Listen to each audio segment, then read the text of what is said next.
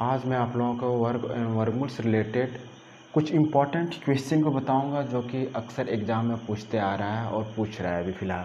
ठीक है, तो सबसे पहले आप क्वेश्चन देख रहे हैं क्या √7 इंटू √7 इंटू √7 इंटू √7 ये टू क्या है इन्फिनिटिव तक है। ये इंपॉर्टेंट चीज़ है क्या इन्फिनिटिव तक, तो उसका आंसर क्या हो जाता है डायरेक्ट 7 हो जाता है। जो संख्या दिया हुआ रहता है वही संख्या यहाँ क्या हो जाता है उसका आंसर हो जाता है ऐसा क्वेश्चन। तो उसका एक फार्मूला है, क्या फार्मूला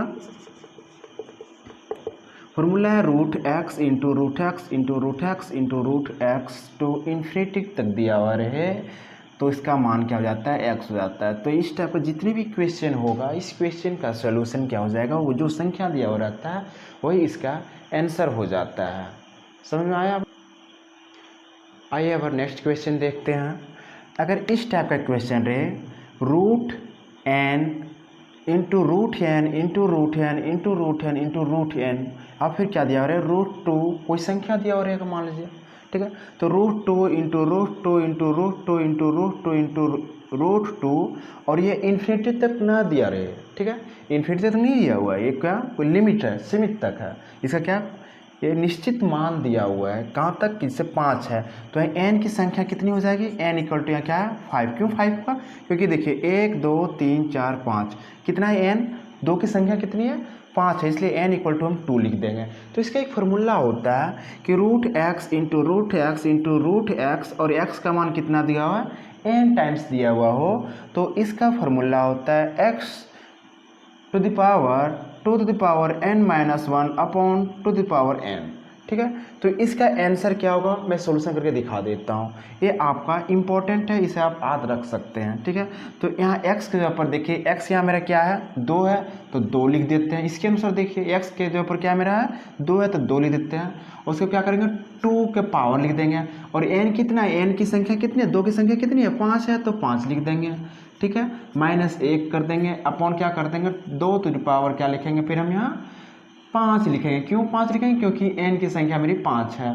ठीक है, तो चलिए इसे बनाते हैं। 2 का 2 लिखेंगे और 2 का पावर क्या हो जाएगा मेरा to the power 5, to the power 5 में मेरा क्या हो जाएगा मतलब 2 के पावर 5 बराबर क्या हो जाता है 32 हो जाता है। 32 -1 अपॉन 32 हो जाएगा। उसके बाद क्या करेंगे 2 के पावर 32 में 1 चला गया क्या हो जाएगा मेरा 31, 31 अपॉन 32 ये मेरा क्या हो जाएगा आंसर हो जाएगा।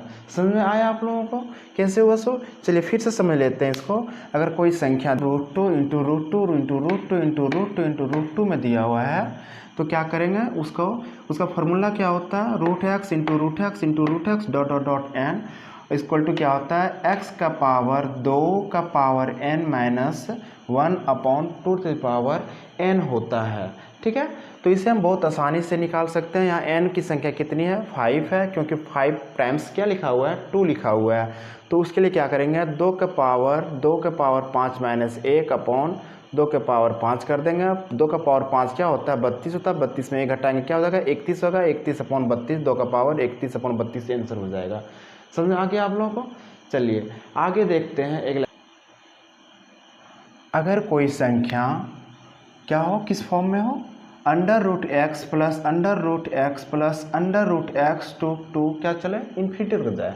ठीक है, एंड इन्फिनिटी नहीं भी बोल सकते हैं। ठीक है, और क्या हो और दूसरा क्या है आपका उसी टाइप का कोई क्वेश्चन है √12 प्लस √12 प्लस √12।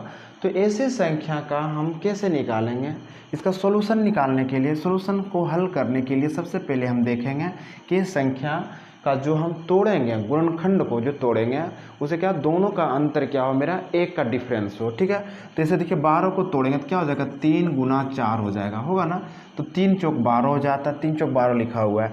तो इसमें से जो बड़ी संख्या होगा वही इसका आंसर हो जाता है। किसमें, जिसमें क्या हो प्लस का चिन्ह दिया हुआ हो उसमें क्या हो जाता है वो बड़ी संख्या क्या हो जाता है आंसर हो जाता है। तो 12 को तोड़ेंगे तो उसका अंतर क्या होगा 1 अंतर हो।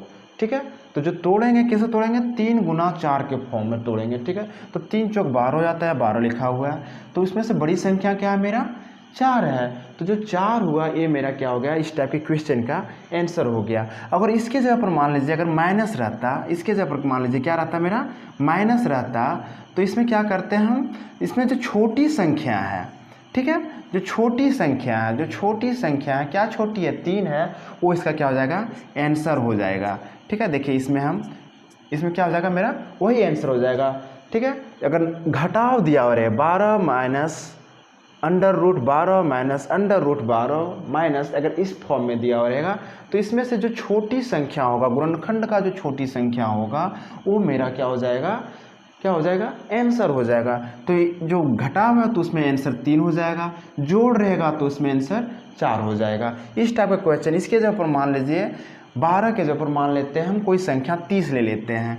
ठीक है, क्या ले लेते हैं, इसको 30 ले लेते हैं। तो देखिए 30 ले लेते हैं तो क्या हो जाएगा, मेरा 30 ले लिए तो 30 के जब कैसे तोड़ेंगे हम इसको, 6 गुना 5 के फॉर्म में तोड़ेंगे, 6 गुना 5 के फॉर्म में तोड़ेंगे, 6 पच्चे 30 हो जाता है। अंतर देखिए मेरा 6 और 5 का अंतर क्या है, 1 है। तो कैसे करेंगे 6 और 5 को, तो जो अगर जोड़ रहेगा तो 6 आंसर लिखेंगे, अगर घटाव क्वेश्चन में दिया हुआ रहेगा, माइनस दिया हुआ रहेगा तो 5 आंसर लिखेंगे।